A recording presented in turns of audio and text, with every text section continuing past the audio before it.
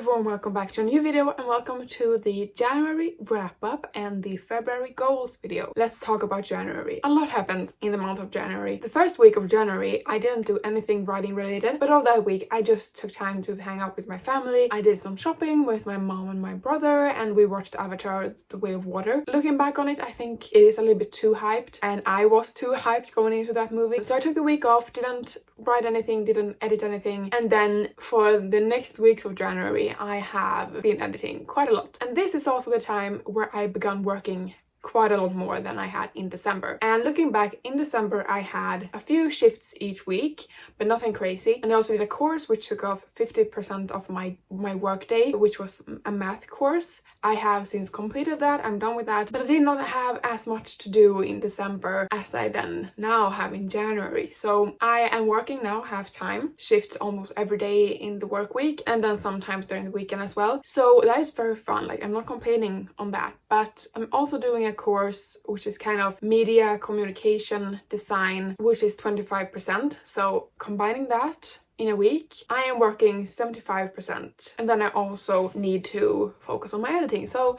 I had a goal of doing 2 chapters a day, but then when I had gotten towards the end of the editing, there were quite a lot of chapters that needed rearranging, needed rewriting, like complete scenes needed to be written, new ones, or rewriting. Like I said, I became really stressed because I wanted to read as well. I wanted to play video games. I wanted to have that free time in my day, and I didn't have that. And I knew from high school, when I did study full 100% full time, I knew from that experience that I couldn't keep this up. I needed that free time to just relax. Even though I watched K-dramas after dinner, like usually, I did relax after dinner. I then went to my room and I did another chapter because I hadn't completed my task during the day. I then sat down and completed schoolwork or edited a chapter in my book when I essentially needed to be sleeping. So the weekend following that, I was stressed. I was tired. All my energy was just drained from me. I edited 1 chapter a day, and that's what I've been doing for the past week. But I feel like the routine that I now have with editing 1 chapter a day, also doing a little bit of schoolwork every day and working, I'm not as stressed and I am taking time to read. And for me it's really important to, during the weekend, to do something fun with my family or to sit down and just read for a whole day or watch TV for a whole day,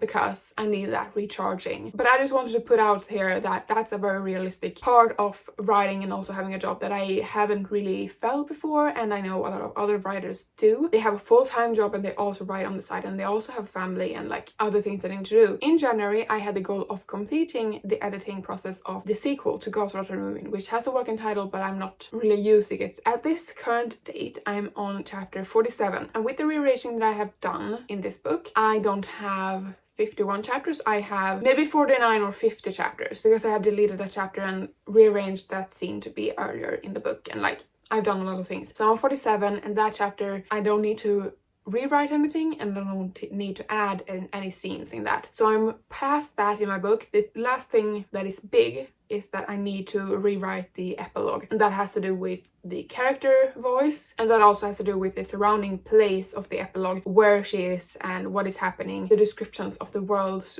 around her, that kind of thing. So that's the last big thing that I need to do, and I am saving that for the weekend. And I had a little bit of a panic when I realized that I couldn't do 2 chapters a day or even 4 chapters a weekend, which is a crazy goal, and I don't know what I thought, because that is not healthy, and I don't believe anyone can keep that up if they are also having a lot of things to do in the week. So I have completed that goal in January. Now we get into the goals of February. So the most obvious goal of February is to first look through all the new things that I have written into the document, so that if I need to change the sentence or if something doesn't work that I have written during this month in January, I will go through that and change that. And the second goal of that is I need to contact, actually I need to do this in January, I need to like message her today or something, but I need to look with my beta reader if she is able to read my book anytime soon, if she wants to read it in February, March, or if I can send it to her when I'm when I'm done with it. I will do that in February and send it to her in February, which means that I will not have any writing to do in February. I don't have any new writing projects going on, haven't started anything because I haven't had the brain capacity of starting a new project this month, or I'm even thinking about starting a new project. Depending on if I get my proofreads back for Gods or Utter Ruin, depending on that, I may not have anything to do in February. And now I have two options of what I'm going to do in February. One, I take the month off. I'm not gonna do any writing, or if I feel like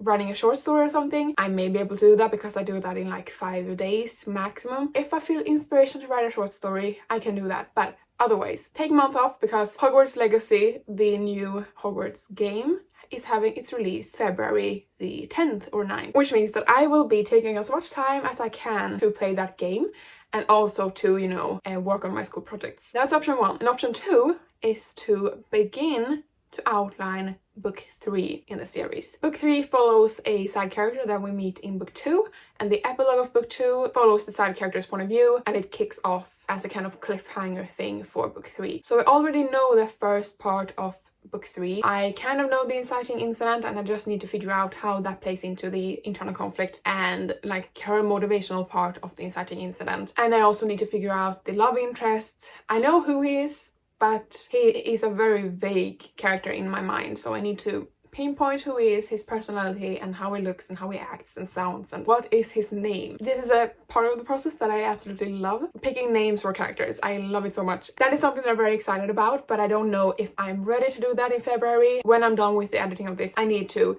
take some time, maybe a couple of days off, and then I will make a decision. But I have 2 ways to go. So if I'm not doing proofreads on my book that is being published this year, I will start looking into book 3. And it's really fun thinking back on this time last year, because I think it was in January, February, March last year that I outlined the book that I'm now editing. So it is like a full year process of me outlining the book, writing the book, editing the book, and then sending my book to beta readers. It has been a full circle. And it took me a year, which is a much better timeline than I did with my first book, Gods, Utter Ruin, which I did in less than a year. Anyway, that's my goals for February. I want to take some time off. I want to do my schoolwork and do it well, read more, and I also want to play some video games. But with that said, let's go through books and the books that I read in January. So I read 4 books in January, which is not a lot, but considering what I've told you already, I think you can understand why I didn't read that much in January. Portrait of a Scotsman by Evie Dunmore is the 3rd book in the Extraordinary Woman series by the author Evie Dunmore. And this is a typical sunshine, grumpy romance. He's ruining a lot of people. He is not very nice, but he has a soft spot for the heroine, and he also wants to help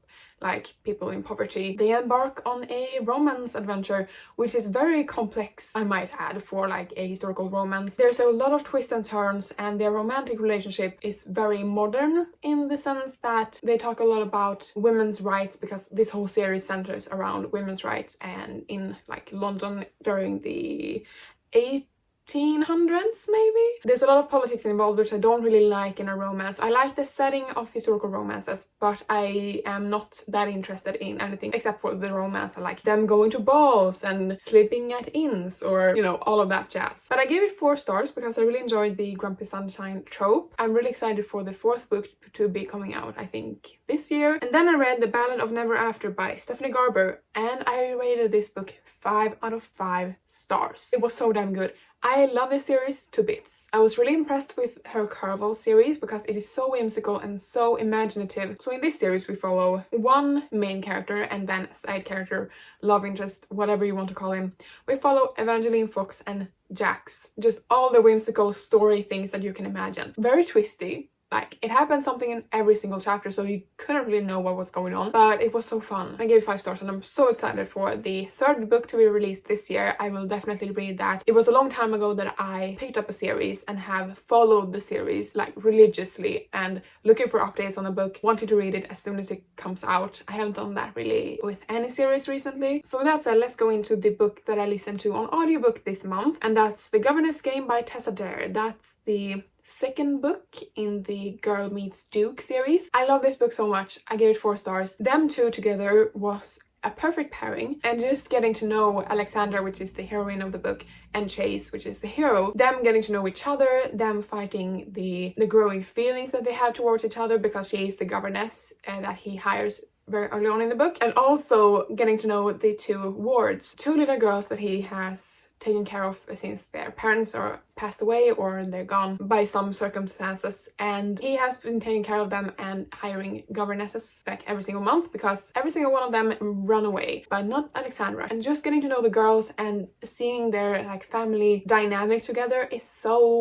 it was so nice. And then I read a book which I know is very, I don't know, frowned upon in the reading community, and that's Ice Planet Barbarians by Ruby Dixon. This is a book that you have to take with a pinch of salt. Like, you can't take it too seriously because it doesn't take itself too seriously. It's about a group of girls, a lot of girls actually, that is abducted on Earth by aliens that take them on a ship. And then this ship crashes on a mysterious alien planet, and there is these blue aliens. And in the first book, we meet Georgie and Vectol. Is that how you pronounce his name? I don't know. And Vectol is the alien and Georgie is the human. And she's kind of the leader of the group. And she ventures outside of the spaceship because they need to find somewhere to live because it's cold as heck on this ice planet. Duh, because it's an ice planet. So she goes venturing outside, and then she finds herself in a trap. And it's Vectol's trap that she finds herself in. And the book follows from there, them two getting to know each other. They don't understand each other because they don't speak the same language. And it was so many fun moments that I giggled and laughed because they couldn't understand each other. It was a lot of miscommunication. It was also filled with smut. This book is a romance that centers around the mating thing. I think all of her books is surrounding that, in this series at least. So if you're looking for a book like that, this is my recommendation. I give it 4 stars because honestly, for enjoyment's sake, it was 5 stars. But in my brain, like thinking rationally, I know it's not a 5-star read.